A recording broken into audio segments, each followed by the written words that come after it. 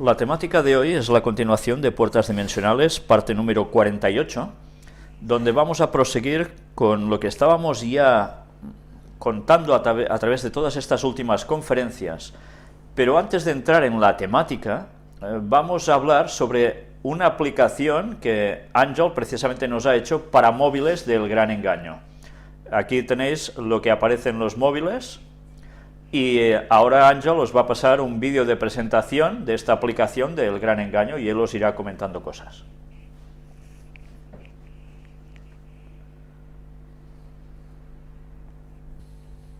Bueno, pues os presentamos la aplicación del Gran Engaño. La aplicación que, como podéis ver y como iremos viendo, pues no es una aplicación de fabricación profesional, ha sido una aplicación puramente amateur, ha sido un intento de acercarnos un poco más a vosotros, a los que quieran seguir el día a día del Gran Engaño. Vamos a intentar pues tenerla al día en el tema del calendario, si hay eventos, si se cambian las conferencias de día, etcétera, dejarlo siempre en un calendario aquí interactivo que podamos ver todos. La idea es también acceder a lo último del Gran Engaño lo antes posible, a la radio, al blog, con las últimas noticias. Y bueno, y mucho más que vamos a ir viendo que podemos ir haciendo con vuestra ayuda, con vuestro feedback, con vuestra aportación a todos los cambios que creéis que se pueden hacer. Evidentemente puede mejorar muchísimo. Otra cosa es que tengamos pues los recursos y el tiempo quizás para mejorarla tanto como quizás se debería, ¿no? Bueno, pues sin más vamos a empezar. Empezaremos por la primera pestaña, la que vais a ver arriba de todo, el Gran Engaño. Aquí la idea ha sido hacer un listado de las 10 primeras conferencias del Gran Engaño, las básicas. También encontraréis las 5 conferencias de Ron Wyatt, con el tema de Sodoma y Gomorra, el Arca de Noé, el Arca de la Alianza, el Sinaí y el Mar Rojo. También encontraréis las 2 conferencias resumen, las que hicimos en las 2 ferias ECOSI, el poder detrás de los poderes y de Papa a Papa. La idea también es que las podáis compartir fácilmente apretando el botón Share, el botón verde, pues podéis enviarlas a cualquiera de vuestras amistades. Podéis enviar, pero no a través de WhatsApp, es una limitación de este tema que elegí, es lo que hay. Y también podéis ver cuáles son las que han, en esta versión así de presentación no funciona el Share, pero bueno. También podéis ver como algunos han, pues la cantidad de likes, la cantidad de gente que les ha gustado pues cada conferencia en el momento actual, ¿no? de tiempo que llevan colgadas en la red. Sin más, pues quizás ya pasaremos a la segunda pestaña, que es Nuevo Orden Mundial. Esta pestaña va directa al blog. En cada móvil el blog sale de una manera diferente, en cada sistema operativo. No sé exactamente cómo saldrá a vosotros. Es lo bueno que me podéis ir diciendo cuál es vuestra experiencia informando del tipo de móvil y el tipo de sistema operativo. En este concretamente veis cómo pues, se ve el blog entero, podéis entrar a las diferentes pestañas. Veis el último post que se ha colgado, que es el post de arqueología, donde podéis ver pues la demostración de que Ron Wyatt tenía razón.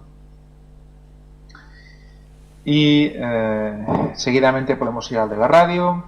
Al de la radio pues tiene su cosa, porque ahora por ejemplo veis cómo está funcionando, porque justamente pues desde el ordenador donde lo hago tenemos Adobe Flash Player, pero la mayoría o muchos móviles el Adobe Flash Player no lo aceptan.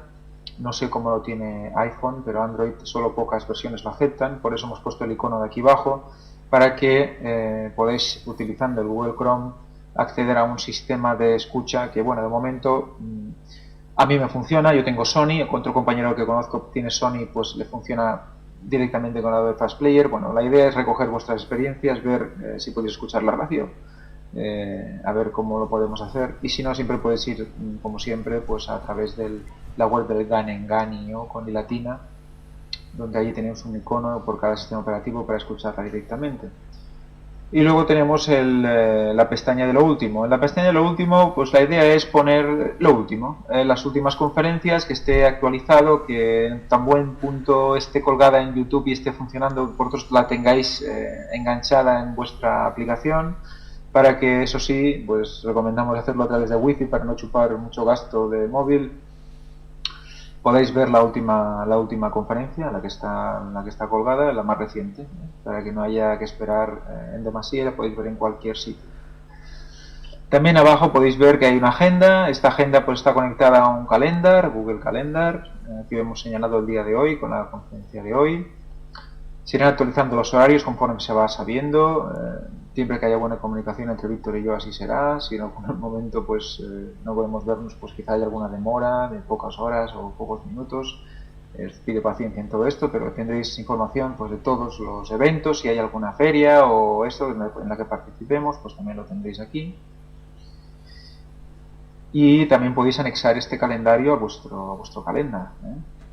¿Veis el gran engaño @gmail.com? Ese es mi correo electrónico. Podéis enviarme vuestro feedback, vuestras opiniones sobre esta aplicación, pues problemas que podéis encontrar, a ver si los podemos solucionar. Y bueno, también más abajo vais a ver cómo tenemos la pestaña también de Twitter. Esta pestaña de Twitter la tenemos, pues bueno, la hemos dejado abierta porque la idea es potenciarlo de la mejor manera posible. Aunque bueno, de momento está pues un poco inactiva, porque estamos haciendo diferentes pruebas, a ver cómo lo podemos dirigir, cómo lo podemos gestionar, qué es lo que debemos subir, si debemos subir noticias sobre las diferentes cosas o simplemente informar del minuto a minuto de la conferencia. Eso no lo sabemos aún. Aquí tenéis un poco cómo está ahora, está pues anticuado, pero bueno, poco a poco le iremos mejorando.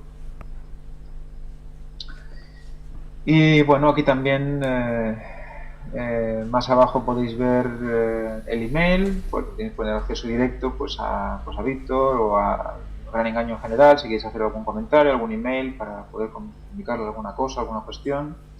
Y el apartado mucho más, que es un apartado abierto a recomendaciones. Son vídeos que creemos que son muy interesantes que se puedan ver, aparte de los que hacemos en el Gran Engaño. Vídeos que pueden llenar mucho, pueden complementar muy bien las conferencias, vídeos que ya salen también en algunas de las conferencias.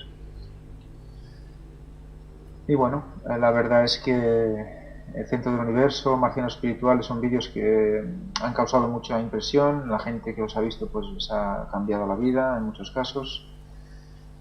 Y bueno, sin más, la verdad pues agradeceros estos momentos, agradecer que podáis, agradeceros de antemano que nos vayáis informando de cómo está yendo. Si la podéis descargar bien, la podéis encontrar en Google Play, en lo que es Android, y en lo que serían iPhones, pues pronto pondremos un punto de descarga en el blog, con una pestaña especializada para esto. Y bueno, si buscáis en Google Play los de Android, allí lo podéis encontrar, poniendo simplemente el Gran Engaño, lo podéis descargar en cualquier momento. Pues nada, sin más, despedirme y esperar que sea de provecho para todos. Pues una vez Ángel nos ha presentado cómo funciona esta aplicación para móviles, ya veis, si tenéis alguna duda, escribid donde él os ha dicho. Vamos ya a seguir con la temática, que también va a ser ahora Ángel quien nos presente una parte de esto que ya venimos exponiendo hace una conferencia o dos, pero que ahora vamos a ver alguna cuestión adicional muy interesante. Vamos a ver una vez más sobre Washington, en Estados Unidos, el tema del Capitolio. Bueno, pues tal como vimos con el Vaticano, con la cúpula del Vaticano,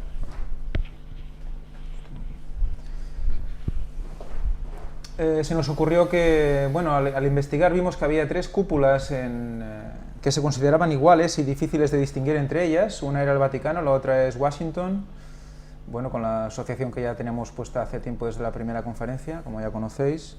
Y otra es una que tenemos que aún que investigar, que es la cúpula de Londres, de creo que es San Andrés o algo así, o San Pablo.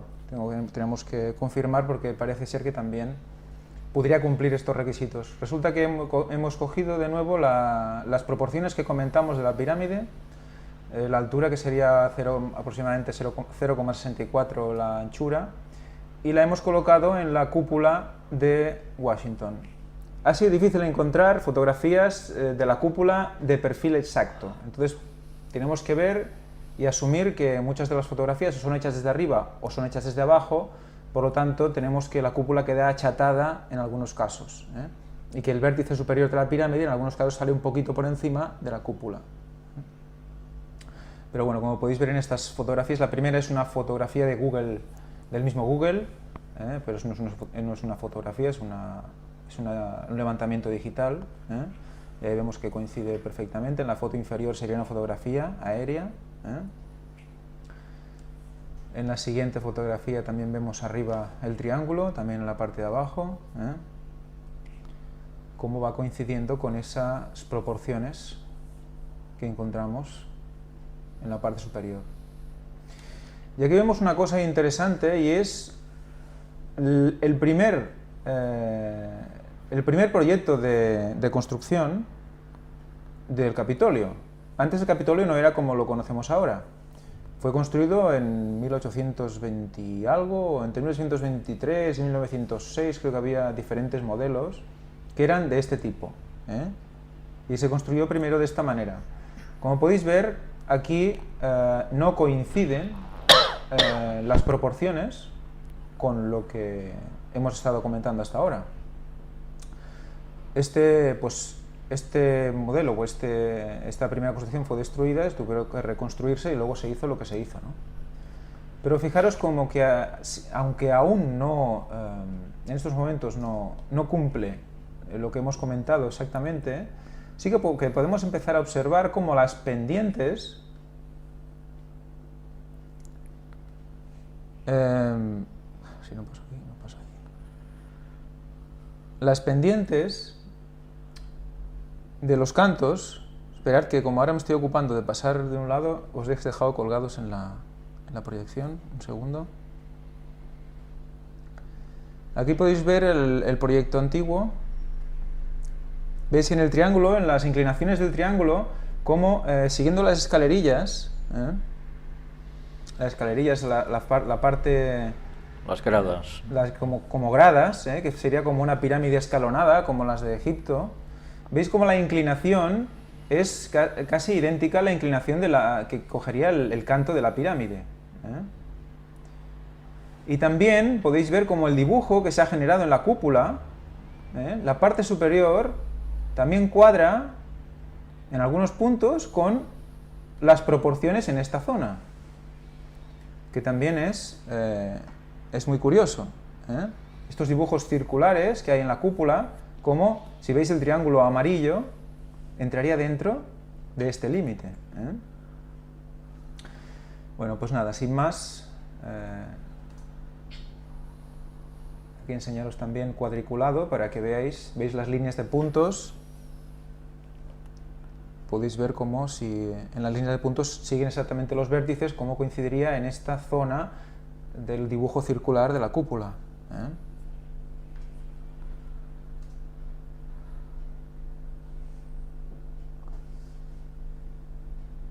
Aquí también hemos puesto otra vez otro triángulo en este punto para mostraros que efectivamente el total no cumple, pero como la pendiente del lateral de la pirámide es casi idéntica a la pendiente que cogen las gradas.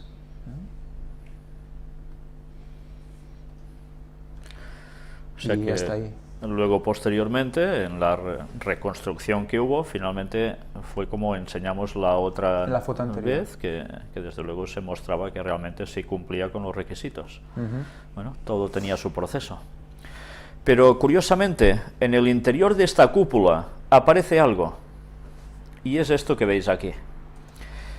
Claro, muchas personas al ver esto ahora, si no han visto conferencias anteriores, pueden decir, bueno, ¿y qué? Pues bien, mirad el fresco que hay arriba de esta cúpula, justo en el centro, donde vemos gente, pero como si estuviesen mirando hacia arriba, como si ese fuese una parte del cielo, y algo en el centro, como si se abriera, como si hubiese una claridad especial allí. ¿Esto significa algo en concreto? Bueno, la verdad es que una vez hemos visto todo el tema de puertas dimensionales, da que pensar y mucho, que esto esté justo, precisamente, en este lugar. Por tanto, no creemos en tanta coincidencia. Danny Wilter dijo que este dibujo, lo marcó en uno de sus vídeos, que este dibujo también representaba a la nebulosa. Pues de Orión. Con más razón, ¿no? Sí. Pues una vez dicho todo esto, como ilustración a todo lo que hemos venido presentando hasta ahora, vamos a volver donde más o menos lo dejamos la anterior vez. Y veréis que vamos a tratar bastante tema, pero ahora nos vamos a centrar, porque luego ya tendremos otros momentos para tocar otras teclas del mismo instrumento. Ya veis que es un tema que tiene mucha variedad y que curiosamente todos son teclas distintas, pero que nos llevan a la misma melodía. Y puedes ir tocando teclas para ir viendo matices distintos de un mismo organismo. Hoy nos vamos a centrar, de hecho, en Betel, una vez más, pero mirad que hemos puesto Betel, luz, almendro. La palabra luz que veis aquí no es como la conocemos en castellano. Ya sabéis que para nosotros luz es el significado de algo que ilumina, ¿no? Supongo que viene de la palabra latina lux. Pues bien, ¿qué tiene que ver luz con Betel y qué tiene que ver almendro en todo esto? Pues una vez más, hoy vamos a tirar bastante del hilo. Y empezamos, como no, con esta imagen de satélite que ya hemos puesto más de una ocasión, donde una vez más vemos la referencia a luz igual a Betel. ¿Por qué? Pues ahora vamos a ver el porqué de todo esto. Recordemos que aparte, ya veis que justo debajo aparece Hashem y aparece Efraín, y arriba Ki. Pues vamos ahora a profundizar un poco en la relación de por qué luz es igual a Betel. ¿Es un invento nuestro? ¿Qué significa luz? Ya sabemos qué significa Betel, casa de Dios. Pues vamos a ver todo esto. Primero nos vamos a centrar en este diccionario geográfico de la Biblia. Y vais a ver una explicación que creo que vale la pena que leamos con todo detenimiento sobre la referencia a Betel. En el período preisraelita, Betel fue un santuario cananeo, Betel igual a casa de Dios, que tal vez incluso dio nombre a la divinidad allí venerada. En este último caso, la fórmula yo soy el Dios Betel de Génesis 31:13 sería preferible traducirla yo soy el Dios de Betel. Mirad ahora lo que vamos a destacar aquí. El lugar del asentamiento junto al recinto del santuario se llamaba Luz, sin duda por los almendros. Almendros es lo que significa luz en hebreo, que ponían su nota característica en la campiña de Betel. Por tanto, en Betel había almendros. En la Biblia se yuxtaponen Luz y Betel, como lo demuestra el trazado de la frontera tribal entre Efraín y Benjamín. Mirad que aparece Efraín. Si habéis visto, en la instantánea que os he mostrado anteriormente, del mapa vista aérea, también en las montañas aparecía el nombre de Efraín. Ya veis que está en esos términos. De hecho, aquí ya vemos algo que nos empieza a sorprender. Luz equivale a almendros en nuestro vocabulario. Y fue una palabra vinculada a Betel, que parece ser que son prácticamente, se utilizan cuando no una a la otra, pero ya veis que a veces se hace un poco de matiz respecto a si es el recinto del santuario, etcétera, etcétera. Mirad qué más extraemos de aquí. Tras la división de los reinos en el año 932 a.C., el primer rey del reino del norte, Israel, de nombre Jeroboam, o Jeroboam en otras versiones, hizo de Betel el santuario nacional, erigiendo allí la imagen de un becerro. Esta última forma de culto no enlazaba con una tradición de Betel. Bueno, pues ya nos damos cuenta de que desde mucho tiempo atrás aparece también la vinculación a una imagen de un becerro en el santuario nacional erigido en Betel. Hoy no sé si nos va a dar tiempo a tratar sobre este becerro. Ya hemos hablado sobre el becerro en varias conferencias, pero aún hemos de ver algún detalle importante. Mientras, nos vamos a centrar en algo más, pero sigamos un poco más con esto aún. Los profetas Amós y Oseas, que actuaron bajo Jeroboam II, del año 782 al 747 a.C., en el Reino del Norte, alzaron sus voces contra las aberraciones de Betel, cuyo culto, al parecer, había adoptado unas formas marcadamente cananeas, además del escándalo que suponía la imagen del becerro.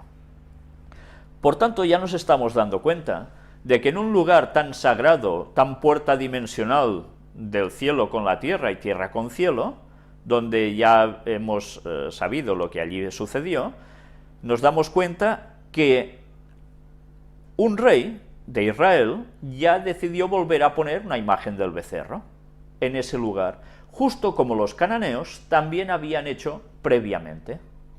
¿Por qué utilizaban ellos la imagen de adoración a un becerro? Bien, esto lo vamos a tratar o al final de esta conferencia o en la próxima. Mientras, quedaos solo con el concepto de becerro. Nosotros ahora vamos a ver una serie de simbologías bíblicas que deberemos ver con detenimiento para ir entresacando, creo que grandes conocimientos que vale la pena que verdaderamente mostremos a todos. Betel, luz, almendro, menorá. Conexión de palabras. Ya veis que antes hemos visto Betel, luz, almendro, ahora añadimos menorá. Ya sabéis que la menora o menorá era el candelabro de 7 brazos del pueblo judío. Veremos qué relación hay entre todo esto. Leamos el texto que aparece en Éxodo 25, del 31 al 40. Todo esto que vamos a leer, ya veis que hay un texto que destaca, que está en azul, nos va a llevar a tirar de este hilo que nos va a hacer descubrir cosas realmente interesantes, que veréis la conexión con todo lo que hemos venido presentando hasta ahora. En el texto dice: harás además un candelero de oro puro, labrado a martillo se hará el candelero, su pie, su caña, sus copas, sus manzanas y sus flores serán de lo mismo. Y saldrán 6 brazos de sus lados, 3 brazos del candelero a un lado y 3 brazos al otro lado. 3 copas en forma de flor de almendro en un brazo, una manzana y una flor, y 3 copas en forma de flor de almendro en otro brazo, una manzana y una flor, así en los 6 brazos que salen del candelero. Pero mirad ahora una diferencia. Ya habéis visto que nos habla aquí de 6 brazos, ¿eh? Y después, ¿qué nos dice? Y en la caña central del candelero 4 copas en forma de flor de almendro, sus manzanas y sus flores. Ya os dais cuenta que antes nos hablaba de 3 copas en cada de los brazos, pero en este nos dice algo distinto. En la caña central del candelero 4 copas en forma de flor de almendro, sus manzanas y sus flores. No hace referencia a 3, sino a 4. Ahora iremos viendo el porqué. Terminemos de leer el texto. Habrá una manzana debajo de 2 brazos del mismo, otra manzana debajo de otros 2 brazos del mismo, y otra manzana debajo de los otros 2 brazos del mismo, así para los 6 brazos que salen del candelero. Sus manzanas y sus brazos serán de una pieza, todo ello una pieza labrada a martillo, de oro puro. Y le harás 7 lamparillas, las cuales encenderás para que alumbren hacia adelante. También sus despabiladeras y sus platillos de oro puro.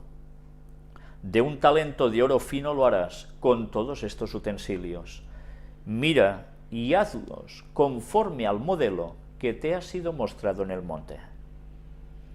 Ya veis que aquí no se iba a inventar nada.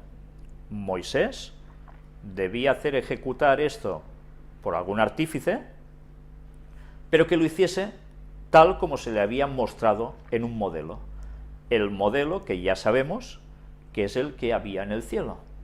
Por tanto, a él se le muestra para que haga una copia de ese modelo, como arriba, abajo.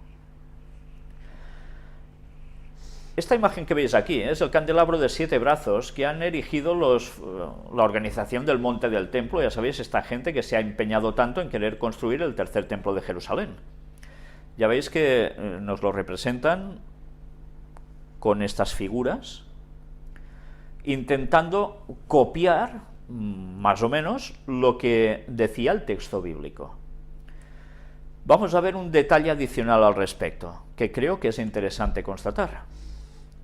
Aquí vemos, tal como ellos lo han ornamentado, pero mirad arriba, ¿qué aparece? Es como un pináculo. Han puesto como un pináculo sobre estas lamparitas. La parte de arriba son las lamparitas. No sé si lo podéis apreciar si volvemos atrás. Si os dais cuenta, las de la derecha tienen como si fuese un ansa para agarrarla por la parte derecha, tal como vemos la imagen. En cambio, las de la izquierda lo tienen al revés, como si lo agarrases por el otro lado. La del medio no se ve que tenga para agarrar, o parece mirando hacia aquí, ¿no? Y yo creo que no es que miren hacia el centro, sino que miran todas como en semicírculo. Si te fijas en la parte izquierda, las nansas, en esta casi no se ve. Y en esta se ve un poco más y en esta se ve del todo.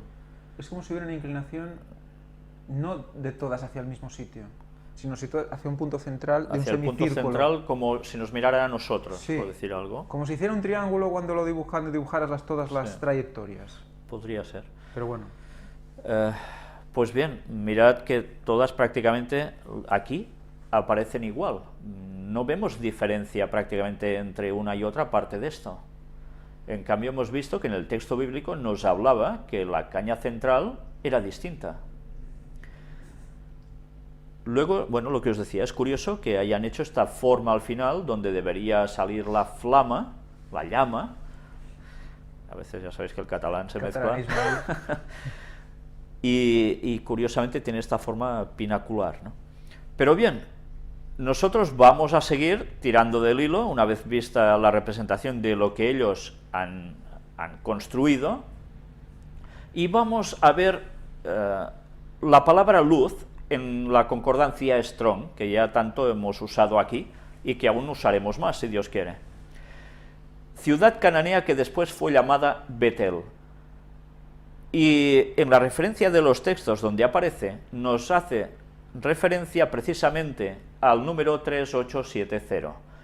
Cuando vamos a buscar este número, nos sale luz, que probablemente viene de 3869, que es la palabra que veis arriba.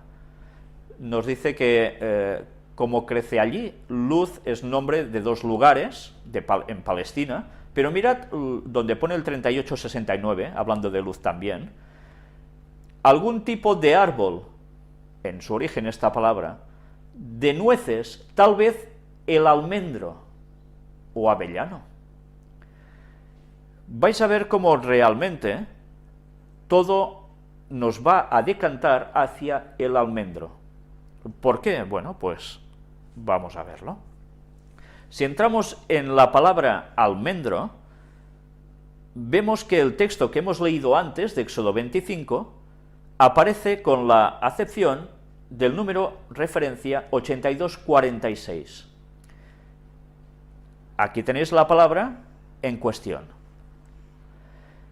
Mirad que además hemos puesto 3 numeritos, no solo el 46, sino la referencia 8245 y 8247. Vamos a empezar precisamente por la de arriba.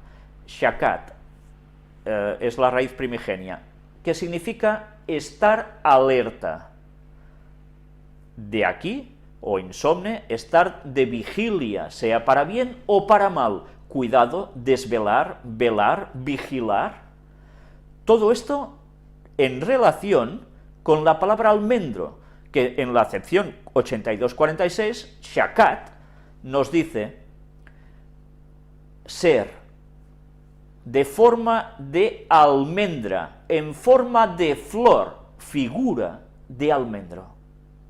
Luego la acepción 8247, shaket, nos dice almendro, el árbol o la nuez, siendo la más temprana para florecer. Almendra, almendro. Y ser, entre paréntesis, intensamente hacer. Hacer.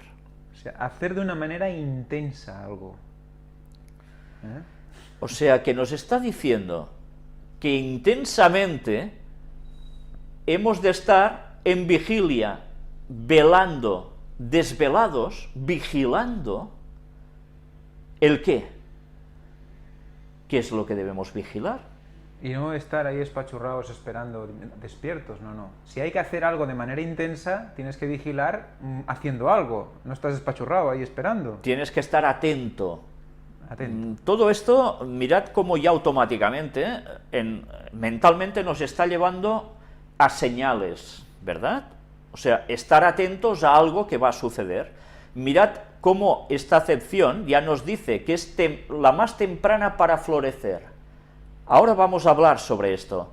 ¿Por qué el almendro es lo que florece más temprano? ¿Y cuándo es que florece? Pues, dicho esto, mirad este texto de Jeremías capítulo 1, versículos 11 y 12. La palabra de Jehová vino a mí diciendo, ¿qué ves tú, Jeremías? Y dije, veo una vara de almendro. Y me dijo Jehová, bien has visto, porque yo apresuro mi palabra para ponerla por obra. Ahora entendemos en los dos versículos estos. Ahora, por fin. Después de tanto leerlos. Pues mirad cómo, si leéis este texto de Jeremías, luego continúa, hace también referencia a otras cosas, y cuando uno lo lee se queda un poco, ¿qué quiere decir con todo esto? Pues bien, aquí Jehová dice, yo apresuro mi palabra para ponerla por obra. Cuando se apresura algo, hay que estar atento, ¿verdad? Porque si no, la cosa se retrasa. Y si se apresura algo, quiere decir que si no estás atento, te lo pierdes. Y quizás te quedas fuera. Para siempre te lo pierdes. Ese es el gran problema. Hay que verlo como un tren que pasa súper rápido y que si no lo ves ya ha pasado y ahí te quedas. Mirad que lo que está diciendo Ángel es sumamente importante, porque os vais a dar cuenta, precisamente, con todo lo que vamos a mostrar hoy, que lo que nos está peligrando es que se nos escape ese tren por no estar al tanto de las señales de la venida de Jesús. Y ese razonamiento de, bueno, lo que tiene que venir ya vendrá, yo no me preocupo, yo vivo el día a día como si Cristo viniese ya está, y esas frases tan bonitas. Ya parará en todas las paradas, no te preocupes, es un regional, vendrá a mi casa y me recogerá. Pues precisamente la Biblia nos dice todo lo contrario. Nosotros debemos estar atentos. Por eso cuando a veces se nos dice, ¿y por qué habláis de política en estas conferencias? Bueno, hablamos de política porque muchas veces la política nos lleva a las señales, al cumplimiento de las señales del movimiento de las naciones, entre otras muchas cosas que pueden ser señales. Pero dicho esto, sigamos, porque en este blog que aparece Biblia y Oriente Antiguo hay algo muy interesante. El autor, que veis aquí, que precisamente es un catalán, Francesc Ramis Darder, dice, hablando sobre Jeremías, Dios, el almendro que protege nuestra vida. Él hace aquí una comparación interesante, pero vamos a extraer algo de aquí que aún creo que es más interesante. Pero os lo voy a leer. Los almendros florecen en invierno. ¿Os dais cuenta? ¿Por qué decía la acepción de almendro qué es lo que antes florece? Las cosas, ¿cuándo suelen florecer? En primavera, ¿no? Pues el almendro no. El almendro suele florecer en invierno, antes que los demás. Luego sacaremos conclusiones de esto, que creo que ya empiezan a ser evidentes por sí mismas, ¿eh? Y nos sigue diciendo, y con sus flores abiertas parece que guardan a los demás árboles hasta que despierten en primavera. ¿Veis un cierto paralelismo con una parábola que dio Jesús sobre unas vírgenes que estaban durmiendo, pero que se oía una voz mientras ellas estaban cabeceando, todas las 10, que esa voz no estaba durmiendo y no era el esposo que venía, sino que decía, he aquí el esposo, salid a recibirle. Mirad, esa voz sería el almendro, o el almendro sería esa voz, por simbologías. No todo el mundo está durmiendo, hay una voz que habla y advierte. Pero que guarda, además. Claro. Guarda a los demás hasta que despierten. Realmente, bueno, de esto es para... Hasta que despierten. O sea, que has de estar ahí, al lado de ellos, de quien todavía no ha visto, hasta que despierten. Ahí está la lección de Pablo también, cómo cuidaba a toda su congregación, escribía cartas desde la cárcel, desde donde fuera, hasta que despertaban. Y si había algún momento que se desviaban, les exhortaba. Y advirtiendo todo el rato, con las señales, porque Pablo y Pedro hablaban de las señales del retorno de Cristo. No os engañen, porque antes debe de suceder tal y tal y tal. Mirad si es interesante, ¿eh? Pero sigamos. No en vano la lengua hebrea conoce el almendro como el árbol que vela, el árbol que sabe escuchar. Interesante, ¿eh? El árbol que vela, el que está despierto, el que está atento, pero el que sabe escuchar. Bueno, muchas conclusiones se podrían sacar de aquí, ¿eh? ¿Te has fijado que la almendra pelada tiene forma de piña? Es también como pináculo. Como un ciprés. Claro. Y mirad, aún habrá más de esto que luego nos va a sorprender.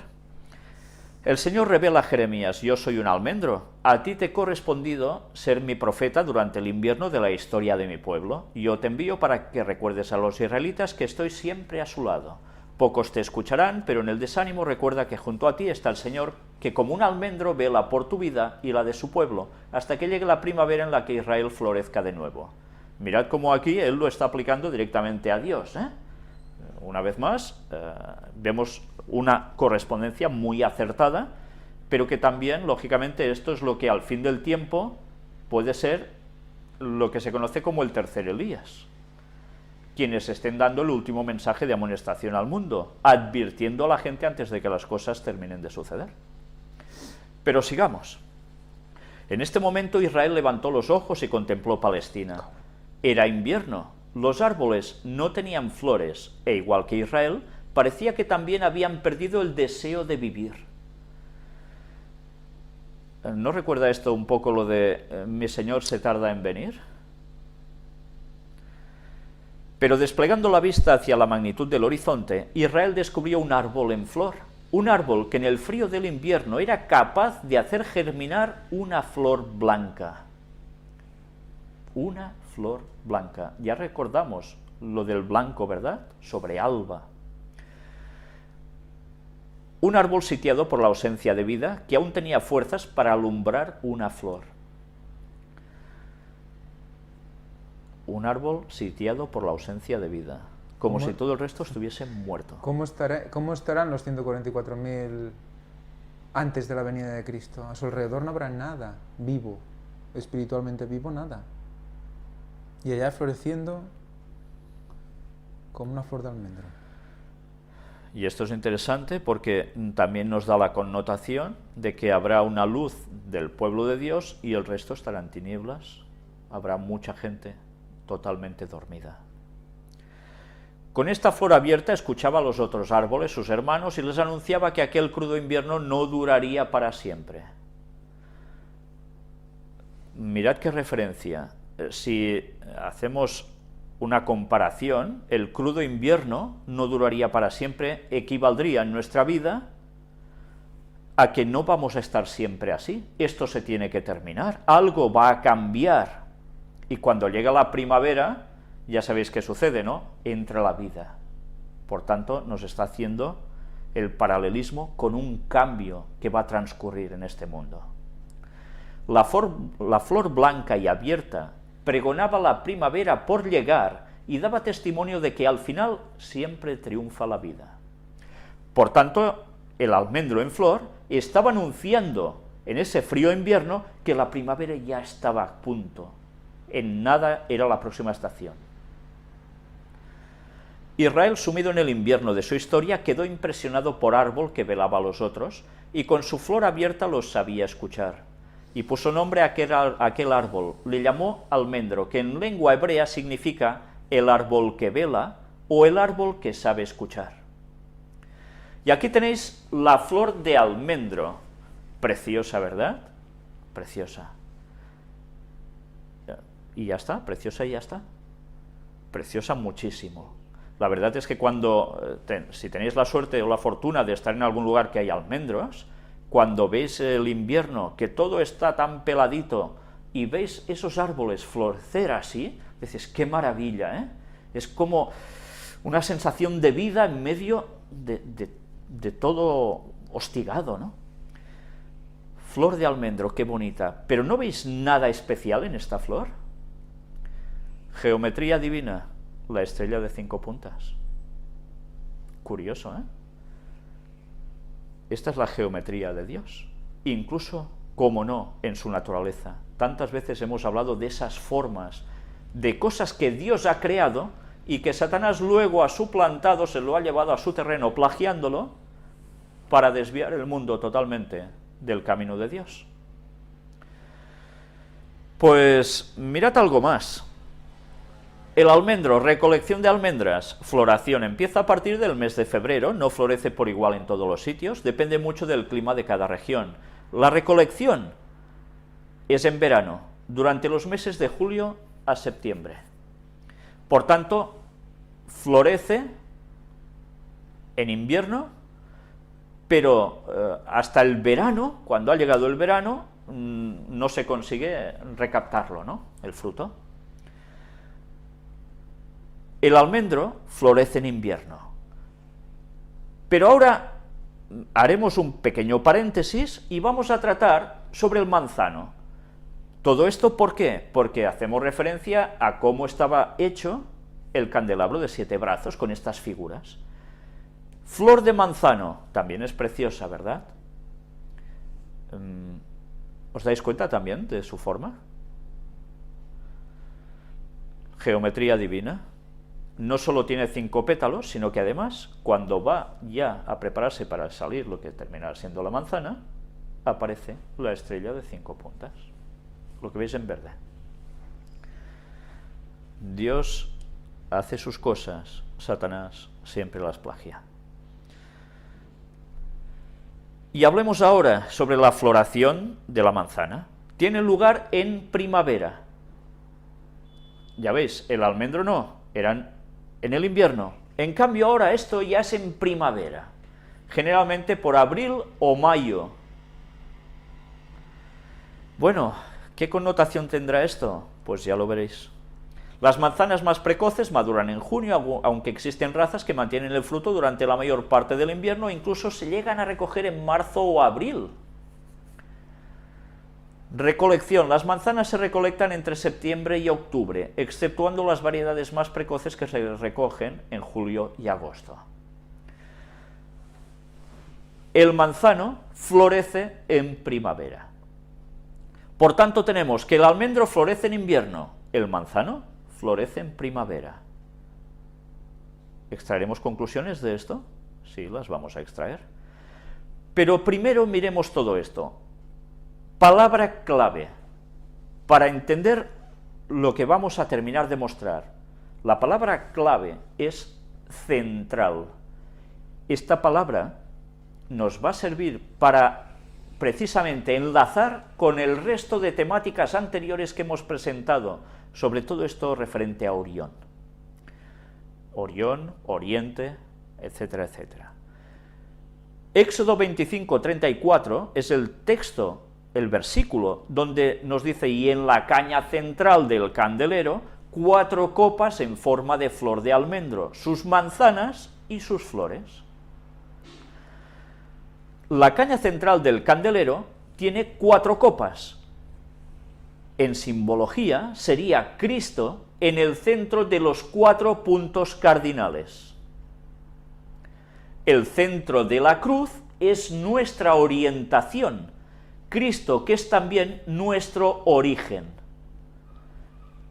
Y como es arriba, es abajo. Como fue en el Calvario, es en Orión. Por tanto, nos damos cuenta que el candelabro no era nada más ya que una antesala de lo que terminaría siendo la muerte de Cristo en la cruz. Por eso, ese brazo central de la menorá nos estaba simbolizando al mismo Jesús en la cruz. Y que Él está precisamente como nuestro origen, pero como verdaderamente nuestra orientación, desde donde se miran los puntos cardinales. Quizás cabe recordar eso, ¿no? Que la palabra orientación, la definición, viene explicada como la unión. Si tú coges los 4 puntos y generas una línea de unión entre norte, sur, este y oeste, las 2 líneas que se unen al cruzarse generan una cruz. Esa intersección. Y esa intersección es este punto. Exacto.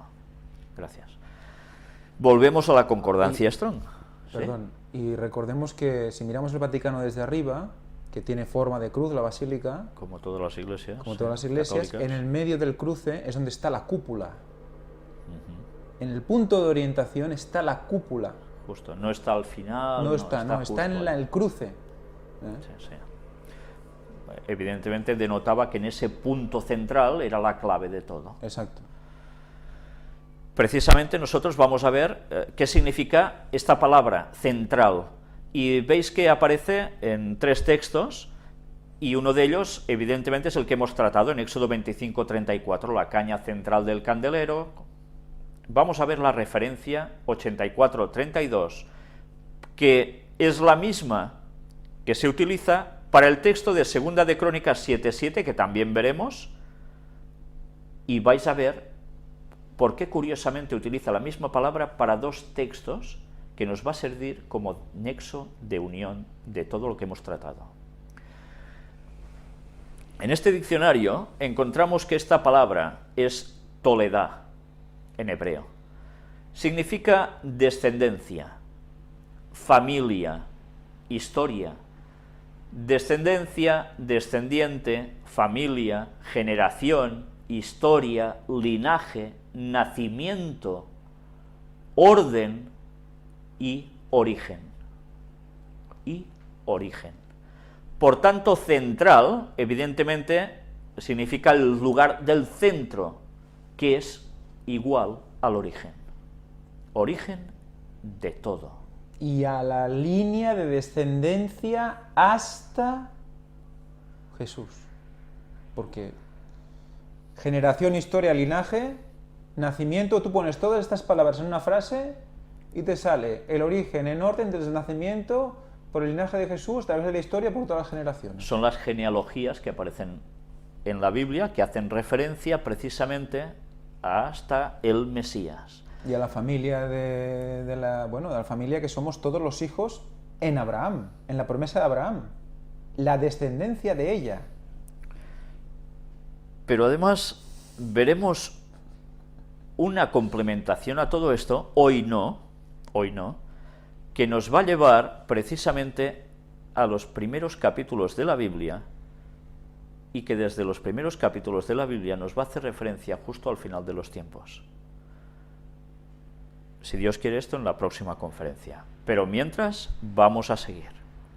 Génesis 2, versículos 3 y 4 nos dice: y bendijo Dios al día 7º y lo santificó, porque en él reposó de toda la obra que había hecho en la creación, en el origen. Estos son los orígenes de los cielos y de la tierra, cuando fueron creados, el día que Jehová Dios hizo la tierra y los cielos. Por tanto, todo nos devuelve a este origen. ¿Y el origen quién es? Jesús, que es el creador de todo. Pero mirad una vez más que este texto sobre el origen está relacionado con el versículo anterior, donde nos dice séptimo día. ¿Por qué esto está detrás precisamente de séptimo día? Todo esto lo veremos también, si Dios quiere, en la próxima conferencia, pero ya debéis empezar a vislumbrar, y si no, ya os lo voy remarcando prácticamente en cada conferencia que ahora estamos tratando, que hay una referencia explícita, comparativa, entre los años de historia de la humanidad y el retorno de Cristo justo al final de esos años. Y muchas de las cosas que estamos presentando relacionadas con cuestiones numéricas, genealogías, etcétera, como ya iremos viendo, nos va a demostrar que sí hay una fecha para el retorno de Cristo. Por tanto, yo ahora os iré dando pinceladas de todo esto a medida que vayan pasando conferencias, hasta llegar el momento oportuno en el cual lo mostraremos todo abiertamente, si Dios quiere. Pero que me gustaría que vosotros mismos fueseis analizando lo que vamos presentando para daros cuenta de que realmente esto no son deducciones tontas porque sí, de ciencia ficción, sino que la Biblia nos lo estaba diciendo. Y de eso estábamos advertidos y también lo mostraremos. Mientras tanto, sigamos viendo más palabras. Tabek, de una raíz que no se usa normalmente, de cortar, bisección, pero que significa el centro. Allí, a través, central, entre, interior, medianoche, medio, mitad, comprender. Por tanto, central, que tiene que ver con centro, también nos dice que es equivalente a medianoche. Diréis, pero ¿qué es este pupurri de cosas que estás mostrando aquí? Pues vamos a ver cómo las palabras utilizadas son la clave para entender cosas sobre la misma segunda venida de Jesús. Y todo esto aparecía en la menorá, en el candelabro de 7 brazos. Si tú piensas en la venida de Cristo, cuando la explica y ves como dice que es como un pergamino que se abre, que se enrolla, El cielo, y en plena oscuridad viene la luz, partiendo la oscuridad. ¿Vale? Es el centro, porque si habla de cortar, biseccionar, está hablando de eso también. De cómo vendrá partiéndolo todo, vendrá decidiendo. Abriendo esa puerta dimensional por Orión. Por Orión. Y mirad que además nos dice comprender. Esto es muy interesante, porque si nosotros no comprendemos lo que nos están diciendo estas palabras, no nos vamos a enterar de lo que deberíamos enterarnos, porque estamos llegando a ser la generación final de la historia de la humanidad. De momento os traemos central, también equivale a medianoche. Centro central igual a medianoche, que es igual al momento de la segunda venida de Cristo. ¿Sí? Diréis, ¿cómo llegas a esta conclusión? Fijaos que la palabra central era medianoche. Y si el candelabro estaba haciendo referencia a ese brazo central a Cristo, en ese punto de orientación, también la palabra central nos habla de medianoche. ¿Qué relación tiene la medianoche con Cristo? Conflicto de los siglos, de Elena White. Mirad esta página, 694. Todo el capítulo es tremendo, pero nosotros vamos a extraer algo de aquí, para que veáis que Elena White no se estaba inventando nada, estaba explicando las visiones que Dios le mostraba. Y vais a ver cómo la Biblia nos decía esto y no nos enterábamos, y nosotros lo sabíamos, decíamos, por Elena White, pero este detalle en la Biblia, sí, hay textos que sí, que parece, ¿no?, que vendrá por medianoche, pero no estábamos tan seguros. Pues bien, nos lo estaba diciendo el candelabro de 7 brazos. Vamos a leer. Los hijos de Dios oyen una voz clara y melodiosa que dice: enderezaos, y al levantar la vista al cielo, contemplan el arco de la promesa. Las nubes negras y amenazadoras que cubrían el firmamento se han desvanecido, y como Esteban, clavan la mirada en el cielo, y ven la gloria de Dios y al Hijo del Hombre sentado en su trono. En su divina forma distinguen los rastros de su humillación, y oyen brotar de sus labios la oración dirigida a su Padre y a los santos ángeles. Yo quiero que aquellos también que me has dado estén conmigo donde yo estoy. Se cita en Juan 17:24. Luego se oye una voz armoniosa y triunfante que dice: helos aquí, santos, inocentes e inmaculados. Guardaron la palabra de mi paciencia y andarán entre los ángeles. Y de los labios pálidos y trémulos de los que guardaron firmemente la fe, sube una aclamación de victoria. Ya os estáis dando cuenta que lo que aquí se nos está citando es el momento del retorno de Jesús, la segunda venida. Ya veis que Elena White da aquí unos detalles adicionales, clarificadores, sobre lo que va a acontecer oyéndose esta voz divina, que los que van a ser salvos entienden perfectamente. Pero ahora mirad qué dice, en qué momento sucede esto. Es a medianoche, cuando Dios manifiesta su poder para librar a su pueblo. ¿Y qué nos decía la palabra central? Medianoche. Jesús, medianoche. Por tanto, el candelabro de 7 brazos en su brazo central nos estaba haciendo referencia a la segunda venida de Jesús en el centro, en la medianoche. Sigue diciendo: sale el sol en todo su esplendor. Sucédense señales y prodigios con rapidez. Los malos miran la escena con terror y asombro, mientras los justos contemplan con gozo las señales de su liberación. La naturaleza entera parece trastornada. Los ríos dejan de correr. Nubes negras y pesadas se levantan y chocan unas contra otras. En medio de los cielos conmovidos hay un claro de gloria indescriptible, de donde baja la voz de Dios semejante al ruido de muchas aguas, diciendo: hecho es. Apocalipsis 16:17. Antes Ángel nos ha remarcado esa disección, ¿no? En el cielo, esa abertura desde Orión. Pues una vez más lo tenemos aquí. En medio de los cielos. Aparece conmovidos ese claro de gloria indescriptible. Esa misma voz sacude los cielos y la tierra. Síguese un gran terremoto, cual no fue jamás desde que los hombres han estado sobre la tierra.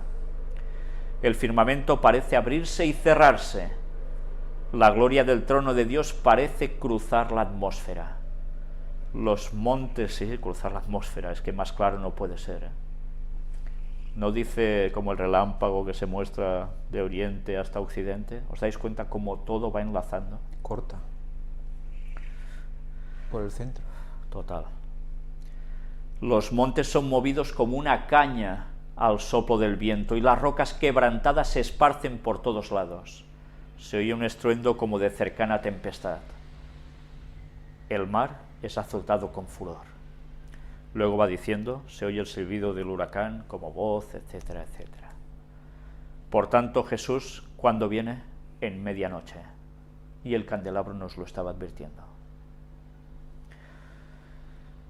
Hebreos 12:2 nos dice: puestos los ojos en Jesús, el autor y consumador de la fe, el cual por el gozo puesto delante de él sufrió la cruz, menospreciando el oprobio, y se sentó a la diestra del trono de Dios.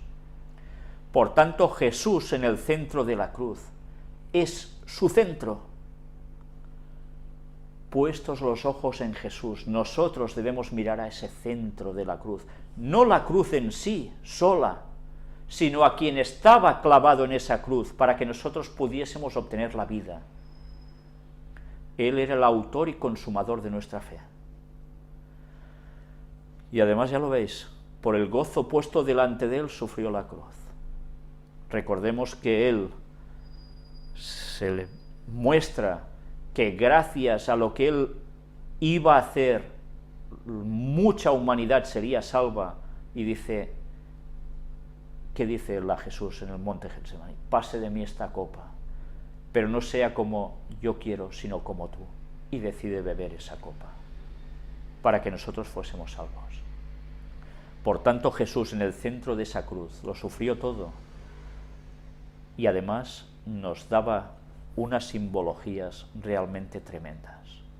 Jesús es ese centro, es nuestra orientación, es nuestro origen, y por tanto va a ser también nuestro destino, volver a Él. Mirad una pequeña diferencia entre el texto que veis aquí, de Hebreos 12:2, donde nos dice, puestos los ojos en Jesús, el autor y consumador de la fe, a una cita de Elena White de un manuscrito liberado, el 9, en su apartado 302, que nos dice, Él es el originador, el autor, así como el consumador de nuestra fe. Mirad cómo Elena White a veces escribía cosas que yo no sé si realmente ella sabía lo que estaba escribiendo en esos momentos, cuando decía todo esto. Es el originador, el origen, Orión, Cristo, todo. Para mí estos detalles, en serio, que quizás para muchos serán una tontería, para mí es impresionante, porque a veces los profetas escribían cosas y no eran suficientemente conscientes de lo que llegaban a escribir. Y eso pasó con los profetas en la Biblia. Quizás con Elena White también sucedió, no lo sé. Pero desde luego los detalles que nos da, nos damos cuenta cómo coinciden con lo que los textos nos están diciendo, y las simbologías bíblicas también. Bíblicas y del cielo y de la tierra. Ahora vamos a ver el plagio satánico sobre el centro de la cruz. Si Jesús es ese centro de la cruz, Satanás, ¿qué iba a hacer? ¿Iba a cambiar algo o lo iba a aplicar de un modo distinto o no iba a hacer nada? Ya hemos visto que continuamente está plagiando. Y hemos visto que no plagia solo al final de los tiempos, sino que lo ha hecho desde la antigüedad. Con todo esto he de matizaros que no estamos diciendo de que hemos de tener cruces con Cristos clavados o sin Cristos clavados para adorar. Recordemos que nuestra adoración es espiritual. El Padre tales adoradores busca, los que le adoren de espíritu y con verdad. Y esto también lo trataremos en un próximo tema. Pero mientras, evidentemente, ¿el qué hizo Satanás? Pues haceros cruces, haceros crucifijos, con imágenes si puede ser también, y adorad imágenes. Ese fue un gran plagio satánico, distorsionando lo que debería ser. Pero esto no es todo, porque ahora vais a ver algo también muy interesante. La cruz celta. Mirad la representación de la derecha. ¿Cómo son las cruces celtas que hay en los cementerios? Es una cruz, pero curiosamente hay un círculo justo en el centro de la cruz. ¿Os dais cuenta, no? Ese circulito que abraza los 4 puntos cardinales en el centro de esa cruz. Mirad qué nos dice aquí. La cruz celta es un icono religioso que combina una cruz cristiana con un círculo rodeando su intersección. O sea, el centro. Se remonta a los primeros tiempos del cristianismo en Irlanda, donde constituyó el diseño básico de las famosas High Cross, altas cruces monumentales hechas de piedra y ricamente ornamentadas con motivos de arte céltico insular. Esto es una explicación, luego vamos a ver otra. Simbolismo. Esencialmente no es sino una cruz cristiana con el significado que le es propio. La finalidad del anillo, sin embargo, continúa siendo un misterio en torno al cual se ha especulado mucho. Las primeras cruces datan del siglo VII y no son high cross, sino grabados en grandes piedras planas extendidas en el suelo. Esto es interesante, porque antes de estas cruces levantadas así, estaban ya plasmadas en el suelo. Luego se especula, será por una cosa, será por otra, algo de historias, etcétera, etcétera. La cruz celta es también el símbolo de la banda de hard rock y heavy metal Black Sabbath. También el ex vocalista de dicha banda, Ronnie James Dio, utilizó dicho símbolo desde su salida de Sabbath hasta sus últimos años en Dio y Heaven and Hell. Mirad mirad, porque esto no son bromas. Ya sabéis que estos, o ciertos grupos de esto, que se dedican a este tipo de música, en concreto Black Sabbath, Sábado Negro, ya desde luego era un nombre bastante impactante en sí, ¿no? Y más sabiendo lo que sabemos sobre el sábado. Pero curiosamente, ya sabéis que ellos utilizan muchas simbologías para decir cosas, para transmitir mensajes que a veces ni los suyos que van a los conciertos se enteran. Pero, ¿por qué utilizan ellos todo esto? ¿Significando que alaban a Jesús? Bien, mirad ahora qué aparece aquí en Leyendas Celtas. Es bastante interesante, vamos a leerlo entero. Nos habla de la cruz celta. El origen de la cruz no es, como mucha gente piensa, cristiano. Casi todas las culturas antiguas y modernas la han utilizado para identificar el simbolismo del número 4 o la materia. Esto es cierto. Ya vimos que Jesús muere en la cruz, pero antes de los romanos la cruz ya era usada, y esas eran sus simbologías. El número 4 o la materia. Se ha usado para representar las 4 direcciones, los 4 elementos, la tierra, los 4 vientos, etc. Expresa también la interpretación de dos ámbitos contrapuestos, interpenetración de dos ámbitos contrapuestos, como los cielos y la tierra.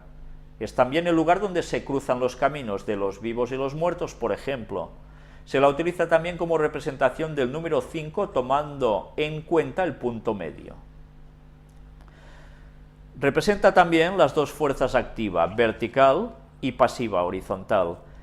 Inclusive en la cultura romana era utilizada para colgar a los ladrones y provocarles de esta forma la muerte. De hecho, el cristianismo tomó la imagen de la cruz como símbolo de la pasión y muerte de Cristo y de la redención de sus fieles, a partir de entonces, no antes. Anterior al uso de la cruz como un instrumento de tortura y castigo, la cruz se dibujaba por lo general de forma simétrica, con sus 4 extremos de igual tamaño. Sin embargo, el uso por parte de los romanos de esta llevó a que se deformara con uno de sus ejes más arriba para tomar la forma del cuerpo humano. Es desde entonces que la forma más común y conocida es esta. En todo el mundo la cruz fue reproducida en dibujos y grabados en roca desde hace miles de años, y en particular las culturas céltica y nórdica la adoptaron como uno de sus símbolos elementales. Pasado el tiempo, cuando el cristianismo llegó inevitablemente a las costas de Irlanda, Escocia, los países nórdicos y en general aquellos lugares donde se extendió la cultura celta, trajo consigo sus símbolos, como la cruz, a la que los clanes celtas y vikingos agregaron un círculo rodeando la intersección de los ejes. Sin embargo, esta no fue la única adición. También grabaron y tallaron las cruces con ramas entrelazadas y animales alrededor en la típica forma celta, haciendo que superficialmente siguieran siendo cruces cristianas, pero semejándolas mucho más con un árbol de la vida. Cruz, árbol de la vida. Esto no choca totalmente con la idea sustancial del catolicismo. Si bien la cruz es símbolo de muerte, también lo es de renacimiento. Jesús muere para darle una nueva oportunidad de vida al mundo. El árbol, por su parte, es sin duda el símbolo más antiguo de vida que existe. Amamanta Horus en Egipto, es eje planetario en las culturas nórdicas, se le considera antepasado mítico del hombre, es símbolo femenino y materno, pero a su vez fálico y generador por su tronco. Bien, pues cabe recordar algo, y es que árbol, en verdad, su origen ¿dónde es? En el jardín del Edén. El árbol de la vida procede de allí. Por tanto, después todo lo que de allí se extraiga en esas culturas paganas, evidentemente era la simbología que Satanás iba a torcer para llevarla a su terreno. Y en esta otra página, que es curiosa, muy curiosa, es del grupo Scout Perendur, que arriba veis precisamente su logo. Evidentemente la flor de lis, que ya sabéis que es el símbolo de los Scouts, y utilizada por la masonería, al igual que ellos, porque el fundador de los Scouts era masón. Y además mirad cómo detrás de esta flor de lis, que hay también un árbol, y el número 4. Curioso. Pues después de ver todo esto, ellos aquí nos empiezan a mostrar símbolos celtas Y realmente hay mucho en simbología que mostrar aquí. Ya veis que a la derecha aparece un triskel, del cual ya hablamos en su momento. Fueron muchos los símbolos creados por los celtas, los cuales en su mayoría se basaban en líneas entrelazadas. Sus símbolos eran creados con formas supremamente sencillas o muy elaboradas, lo cual dependía del artesano que las creara, del lugar en el que fueron fabricadas o del destino que se les había asignado. Aquí se nos habla del círculo. Los primeros símbolos celtas estaban rodeados en su mayoría por un círculo. Esta forma representaba para este pueblo el cobijo y la protección, así como el mundo completo, unido y en comunión. El círculo representa la trayectoria del sol en el cielo y simboliza la eternidad. La perfección no tiene recovecos ni fisuras, por lo que no oculta nada, y dentro de su forma son posibles todas las demás formas. Debido a esto, el círculo está directamente relacionado con la naturaleza, la cual por demás mantiene un ritmo, que es a su vez cíclico. Yo no sé si os estáis dando cuenta de lo que nos está diciendo sobre el círculo, lo que hemos visto del círculo aplicado en una cruz, y la simbología que esto entraña sobre el sol. La cruz, si es el centro de todo, y en el centro está Cristo, nos está haciendo una referencia también a Orión. Porque, ¿dónde está Cristo ahora sino allí? Pero que a su vez, como arriba era abajo, pues ya podemos imaginarnos que él iba a ser el centro de esa cruz en la tierra. Pero Satanás, lógicamente, algo debía de hacer para empezar a desvirtuar las cosas. ¿Y qué hizo? Pues aplicar estas simbologías, no solo del sol, sino de que esto mismo podía llegar a ser Orión, por todo lo que hemos visto, aplicado a una cruz. Porque el trono de Satanás, ¿dónde quiere ser? En Orión. ¿Y qué quiere hacer él? Suplantar el papel de Jesús. Pues bien, aquí luego nos va explicando aún más cosas, la espiral de la cual hemos hablado, la doble espiral o sístrel, el triskel, que también hemos hablado. Mirad qué cosas aparecen en esa página, y son los Boy Scouts. Espiral de la vida, símbolo de la caldera, la triqueta, tetraskel, que ya veis con qué formas. Todo esto que hemos ido viendo que era mucho más que sencillamente el sol y sus rayos, sino que eran esas puertas dimensionales que se abrían, como Orión. Rueda del ser, el pentagrama o pentáculo, el árbol de la vida.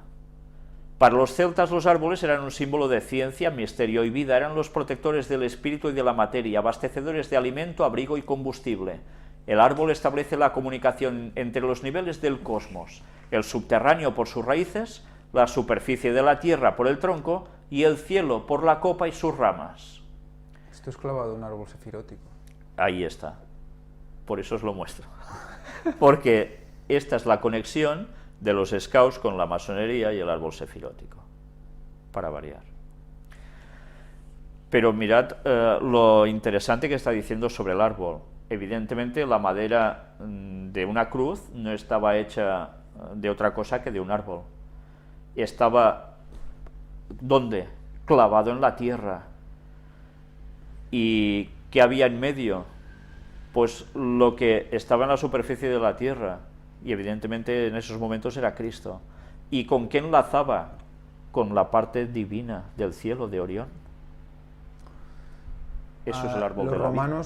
Los romanos se explica que colgaban en árboles y cuando se acababan los árboles utilizaban cruces. Eso es lo que explican los historiadores. O sea que también el árbol como cruz a nivel de uso también se utilizaba.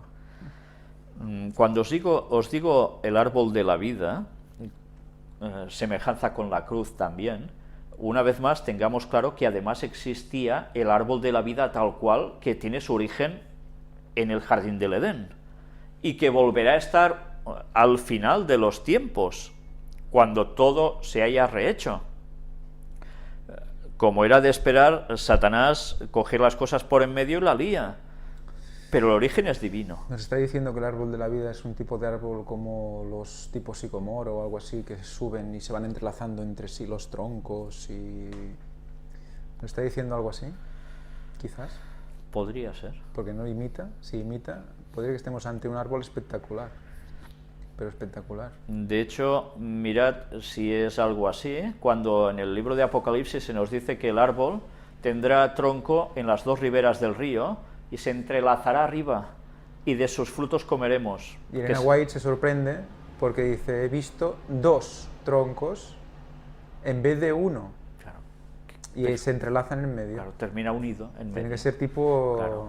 sí, hiedra o algo así. Como duro. siempre, además nos describe el tipo de fruto y como siempre las formas en que hemos visto el árbol sefirótico, en definitiva es la correlación con todo esto, ¿no? Satanás no inventa nunca nada, es plagiador absoluto. Luego aquí nos sigue diciendo, es por tanto el eje del mundo que establece la relación entre la tierra y el cielo, y así fue con Cristo, ¿no? Gracias a su muerte, relación entre la tierra y el cielo queda subsanada. El árbol de la vida surge de un recipiente, una vasija que simboliza a la madre tierra de la que nace toda la vida. Una vez más, ya vemos la desvirtuación, ¿no?, del terreno satánico.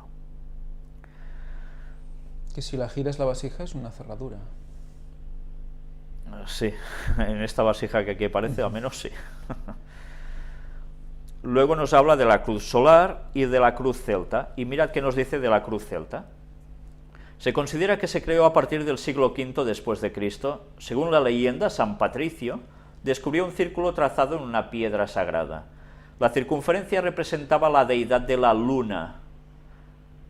Bueno, cuando San Patricio la encontró, marcó entonces el círculo con una cruz latina y a continuación bendijo la piedra. Así fue como el poder de la luna, perteneciente a la vieja religión celta, se fusionó con el cristianismo solar, y ya la tenemos liada. La cruz celta simboliza la armonía y el dinamismo que supone la unión de los opuestos. Además representa los caminos que conducen a los 4 extremos del mundo y su reunión en un punto central que es el centro del mundo. La unión de los opuestos. Eso es yin-yang. Eso es ecumenismo. Total. Ecumenismo total. Pues bien, aquí luego nos habla de más cosas. Me lo voy a saltar. La imagen, creo que esta es muy gráfica, ¿no? El centro es eso. Y mirad ahora unos textos bíblicos, para que veáis una vez más las suplantaciones de Satanás. Juan capítulo 3, versículo 16. Porque de tal manera amó Dios al mundo, que ha dado a su Hijo unigénito, para que todo aquel que en él cree no se pierda, mas tenga vida eterna. Este texto es el que es conocido como la Biblia concentrada. Toda la Biblia se resume en este texto. Es el plan de salvación para el hombre, para el ser humano. ¿Y dónde está ese centro? En dar Jesús su vida por nosotros. ¿Y dónde la dio? En la cruz. La cruz era el centro de todo, pero Cristo era el centro del centro. Por tanto, era de esperar que Satanás hiciese todas esas cosas para desviar totalmente de donde debía ir el auténtico centro. Y suplantarlo, ¿cómo no? Y las hizo en previsión, además. Sí, sí. Y ya veremos precisamente cómo Satanás sabía que Jesús moriría en la cruz. ¿Cómo podía saberlo Satanás si la Biblia aún no estaba escrita? Y ya las culturas paganas ya tenían cruces antes de que hubiese Biblia. ¿De dónde lo sacó Satanás? ¿Tiene la capacidad de conocer el futuro? Si fuera así, sería Dios. Los cielos nos contaban ya en las constelaciones que Jesús moriría en una cruz. Y la orografía de Israel también. Por tanto, Satanás no es Dios. Satanás no puede conocer el futuro, pero sí hay cosas que puede conocer porque Dios ya las había revelado antes de hacer la Biblia y lo había hecho en los cielos. O deducir con una inteligencia... Otras cosas. y que Dios luego le permita también ciertas cosas que él puede pronosticar y puede dejar que se cumplan. Pero bien, analicemos este texto, Juan 12:32. Y yo, si fuere levantado de la tierra, a todos atraeré a mí mismo. Esto eran palabras de Jesús. ¿Cómo fue levantado de la tierra? En la cruz. La cruz se puso en ese agujero que vimos en los reportajes de Ron Wyatt.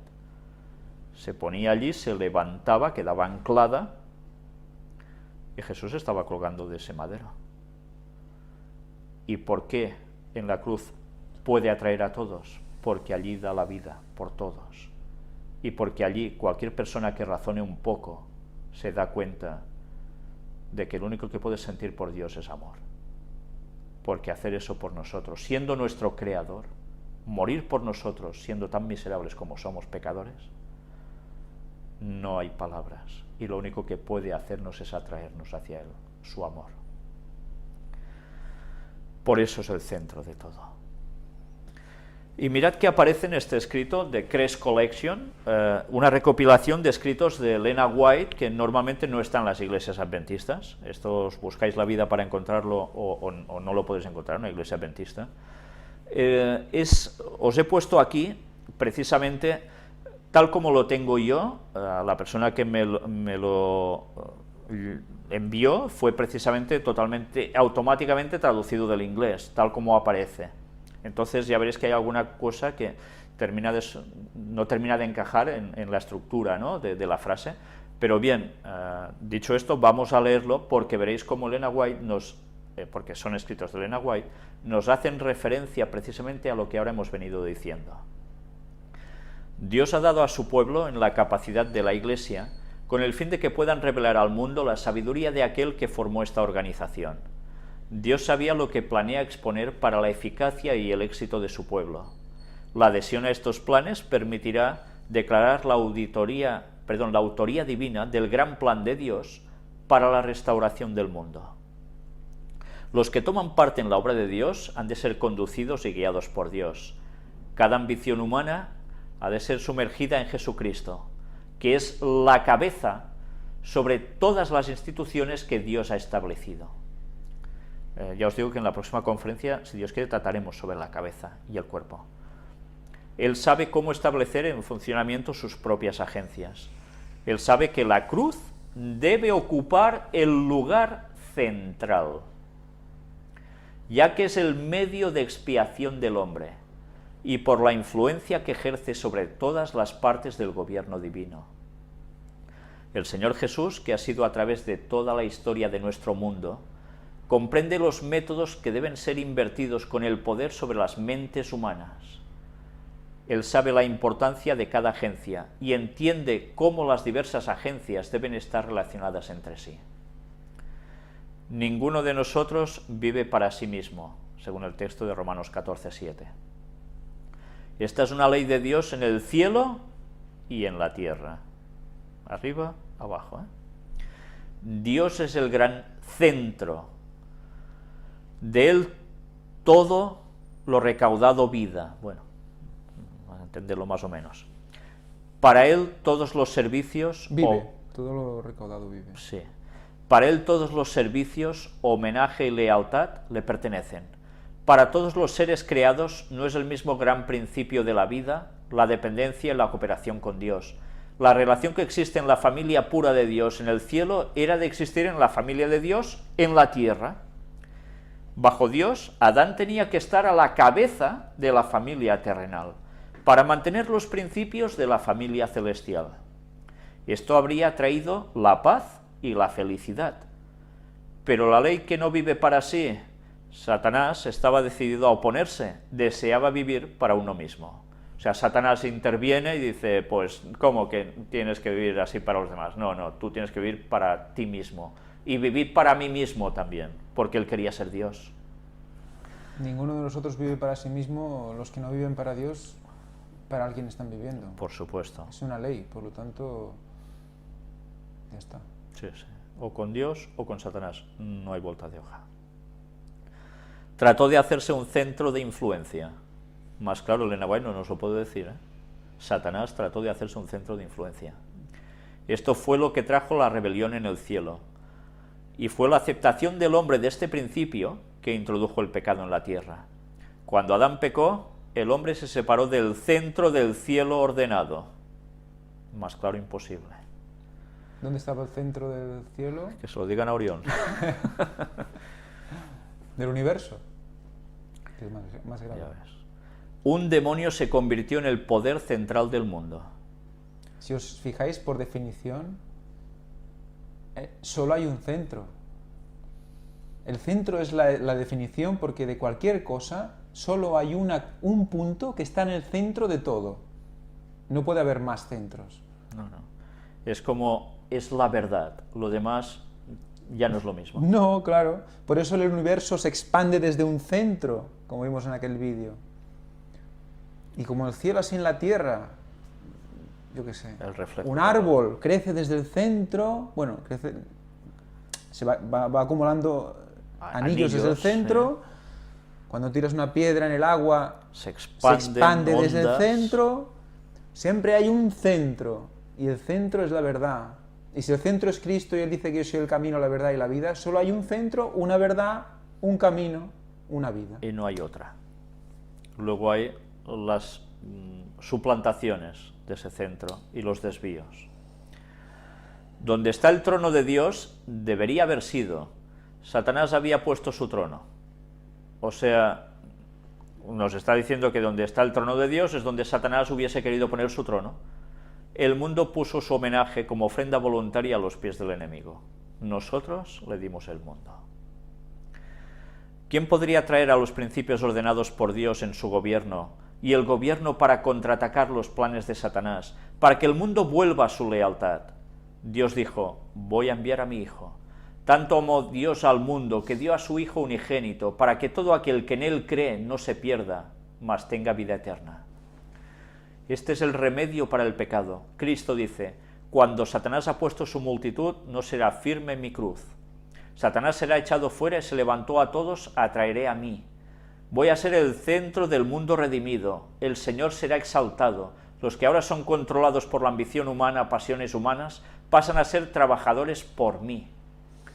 Las influencias del mal han conspirado para contraatacar todo bien. ¿Ya veis? Dios lo preparó todo para solucionar ese grave error. Ellos se han confederado para que los hombres piensen que es justo para oponerse a la ley de Jehová, pero mi ejército se unirá en conflicto con la fuerza satánica. Mi espíritu se combinan con todas las agencias celestiales para oponerse a ellos. Está hablando a los demonios y a Satanás. Voy a participar cada acción humana santificada en el universo. Ninguno de mis agencias ha de estar ausente. Yo trabajo para todos los que me aman. Tengo trabajo para cada alma que trabajará bajo mi dirección.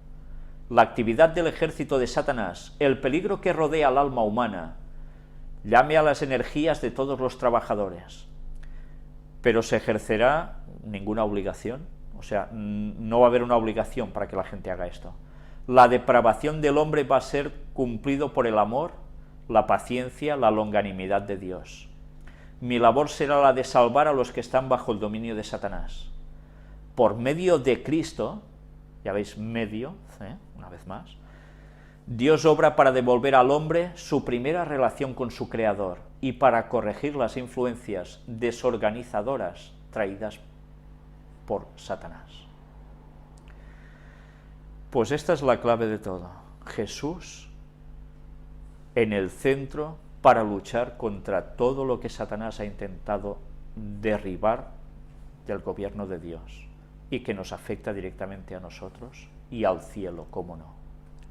Pero tú fíjate que incluso tú, si estás en el centro, lo ves todo a tu alrededor, lo ves más o menos equilibrado, en una cierta distancia todo, mismas medidas, mismo todo, y es como que lo controlas todo.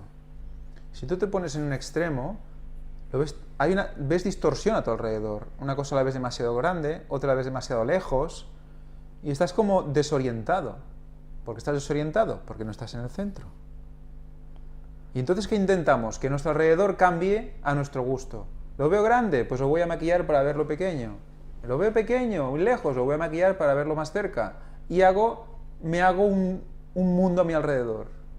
Y eso es lo que Satanás quiere, que vivamos en esa nube de mentira. En la periferia. Sí, y te pierdes. Y que si buscamos un centro sea el equivocado. Exacto, te dice ven para acá y tú tienes que ir hacia el otro lado y al final te estás yendo cada vez más afuera del centro. Y al final no vuelves, porque si es una expansión, solo puedes irte fuera si no miras al centro. Por eso hemos de vigilar las avenidas del alma, porque un pecado lleva a otro y cada vez nos va alejando más de Dios. Más difícil es volver al centro y nuestra mente queda afectada así. Y solo la solución es Cristo. Es el que nos puede volver a centrar en Él.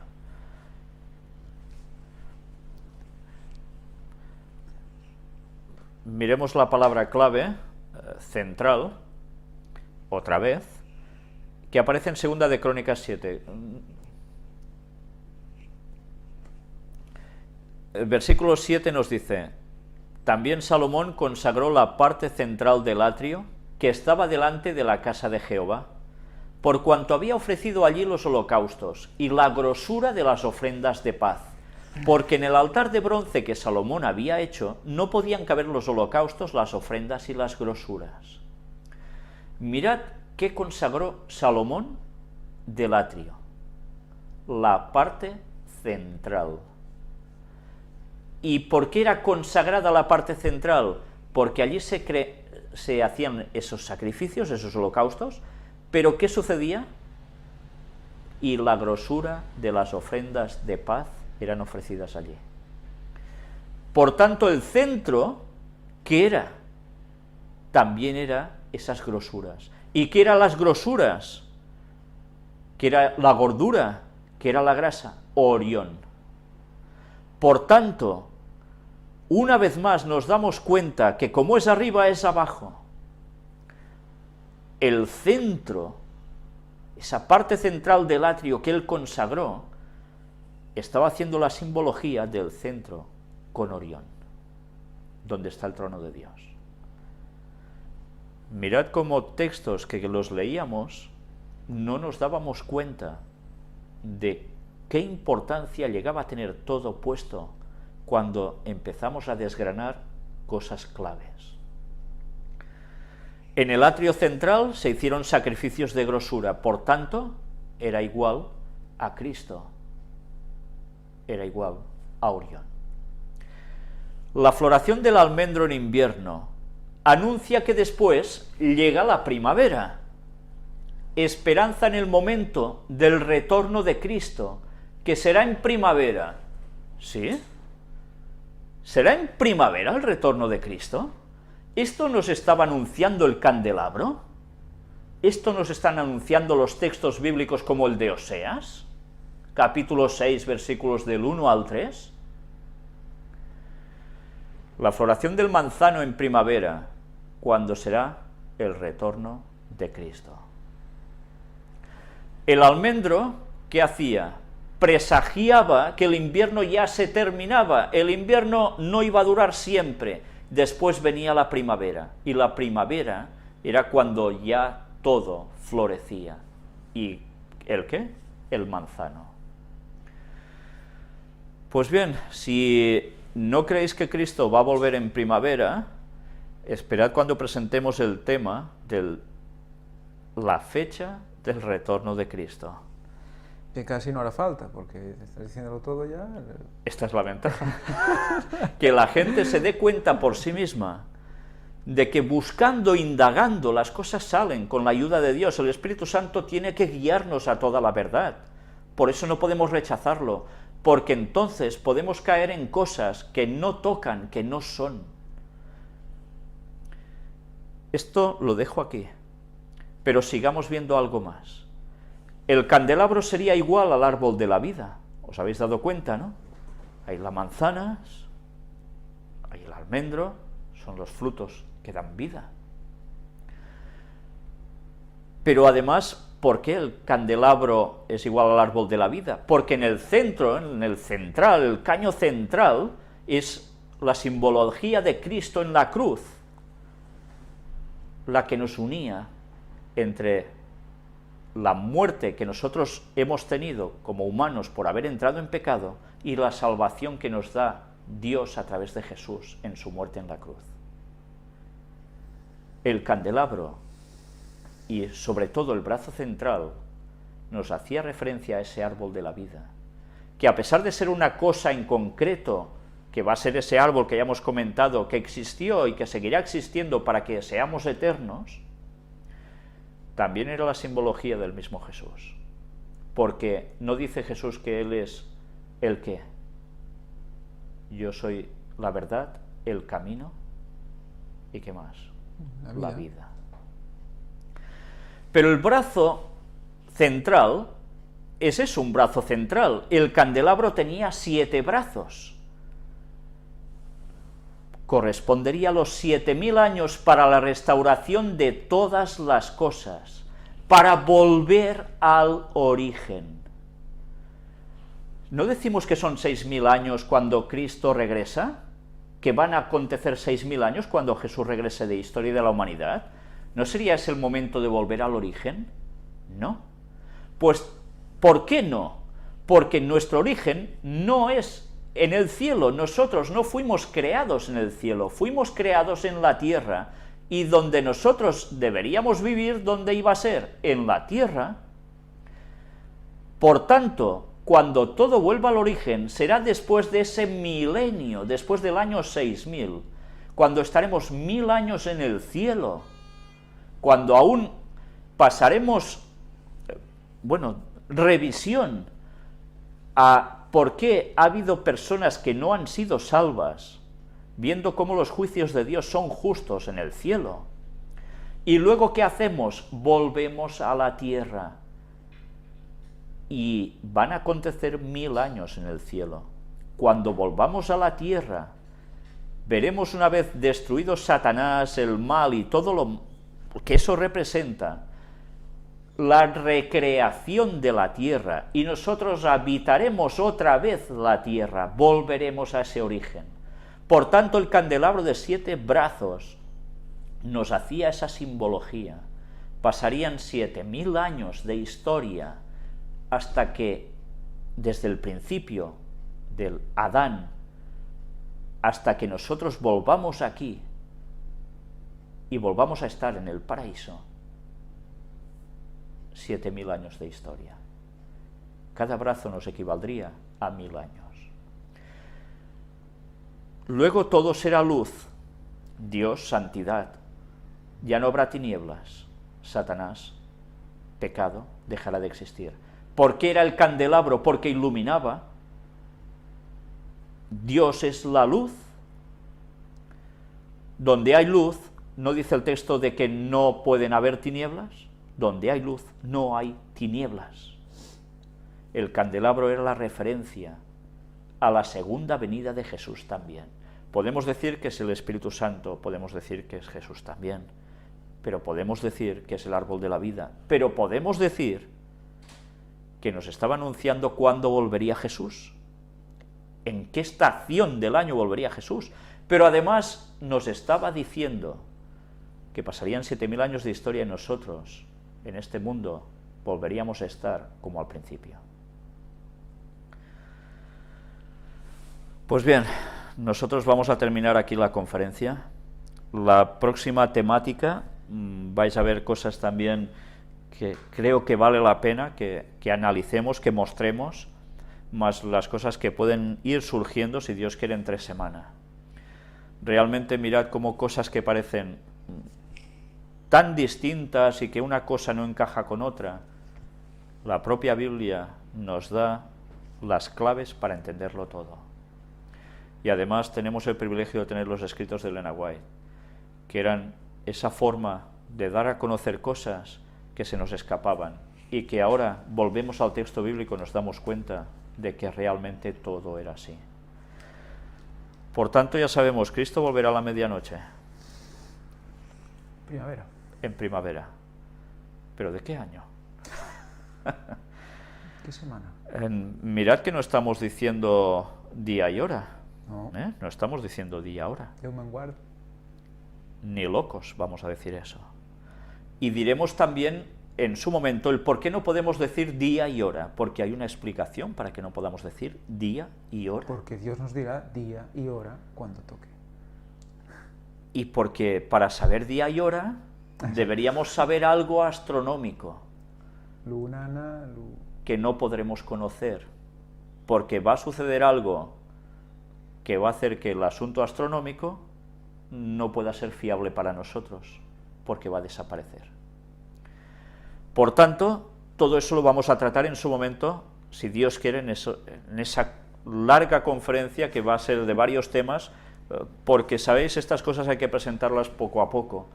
Si directamente os hubiese dicho, mira, esto es pim pam y ya está, o me saltáis a la yugular, cosa fácil, o diríais, sí, pues bueno, ¿y qué pruebas hay? Un loco más. Sí, tanta gente, ¿no?, ha dicho estas cosas.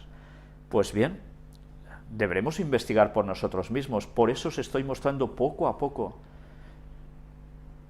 lo que hay en la Biblia, lo que hay en los escritos de Elena White que hacen referencia a eso. Y os vais a sorprender con las de cosas que hay. Y lo tontos que hemos sido, que no nos hemos dado cuenta. Pero, bueno, yo sé que Dios tiene pueblo en todas partes, y Él ha ido dando luz a diversas personas y en distintos tiempos. Pero veremos que también Satanás, que sabe muy bien las cosas de Dios, hizo sus plagios, hizo sus suplantaciones, y también iba a decir algo sobre todo esto. Y eso lo mostraremos, si Dios quiere, en su momento, para darnos cuenta que Satanás mismo, con su arrogancia, no está haciendo otra cosa que darle el crédito a las cosas que Dios ha hecho y dicho que verdaderamente se van a cumplir.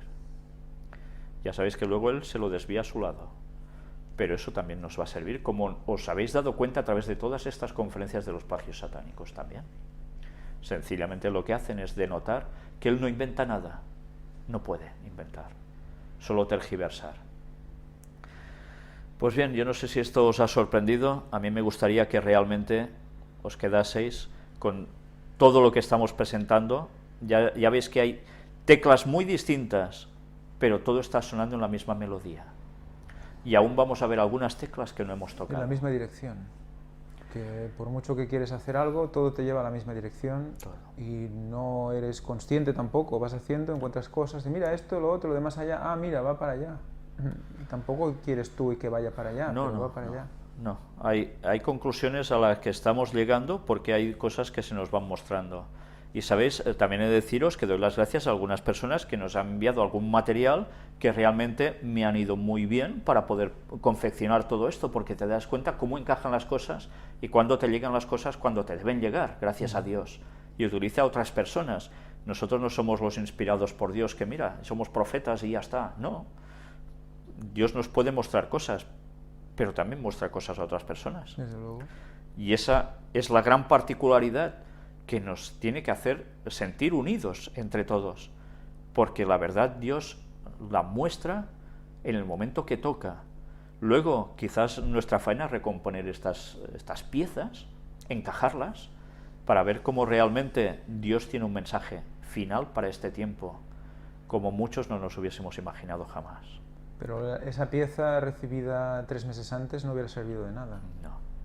O sea, lo que tenemos que entender es que lo que está viniendo viene cuando tiene que venir, porque si no, no lo hubieras entendido. Sí, no se hubiera interpretado bien. Se hubiera dejado en un cajón y hubiera no servido para nada. Y Dios sabe cuándo necesita y cuándo activa a ciertas personas que están dispuestas para sacar un dato en el momento que toca. Y sabéis, ahora decías esto de cosas que están en un cajón. Bien, pues eso me ha pasado muchas veces, cosas en un cajón que ya tienes y que algo te dice que eso es importante, pero no terminas de... y allí se queda. Y luego cuando no lo buscas, te aparece y dices, ahora entiendo más claramente esto porque me encaja a la perfección con lo otro, pero si yo no hubiese conocido lo otro, con esto me quedaba a medias. Y esto solo puede llevar a agradecerte a Dios cómo está actuando para mostrarnos las cosas que debemos conocer. Cuando Dios dice que tiene una misión especial para cada uno de nosotros, yo creo que debemos entenderlo también así. Literal. Literalmente. Tiene un punto que si tú no encuentras eso, lo hará otro, porque Dios tiene que cumplir igual, ¿no? Pero si tú te dejas, Él te hace colaborador del todo. te hace colaborador del grupo, del remanente. Entonces Él te va mostrando cosas que ayudan al grupo, a la línea general del remanente.